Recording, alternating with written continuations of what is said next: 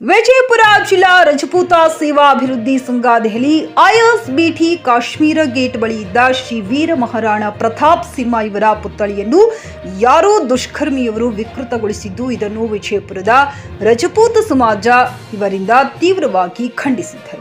ಹಾಗೂ ಪುತ್ಥಳಿ ವಿಕೃತಗೊಳಿಸಿದ ಕಿಡಿಗೇಡಿಗಳನ್ನು ಕೂಡಲೇ ಬಂಧಿಸಿ ಕಾನೂನು ರೀತಿ ಕ್ರಮ ಜರುಗಿಸಬೇಕು ಹಾಗೂ ಪುತ್ಥಳಿಯನ್ನು ಪುನಃ ಸ್ಥಾಪಿಸಬೇಕು ಅಂತ ಜಿಲ್ಲಾಧಿಕಾರಿಗಳ ಮುಖಾಂತರ ದೆಹಲಿ ಮುಖ್ಯಮಂತ್ರಿಯವರಿಗೆ ಮನವಿಯನ್ನ ತಲುಪಿಸಬೇಕೆಂದು ರಜಪೂತ ಸಮಾಜದಿಂದ ಮನವಿ ಮಾಡಿದರು. Aziz Pathan, GK news Kannada, Vijayapura. ದುಷ್ಕರ್ಮಿಗಳ ಬಂಧಿಸಿ ಅವರ ಮೇಲೆ ಯಾವ ತರ ಕ್ರಮಗೊಳ್ಳುತ್ತಾರೆ ಆ ತರ ಕಠಿಣ ಕ್ರಮ ಕೈಗೊಳ್ಳಬೇಕು.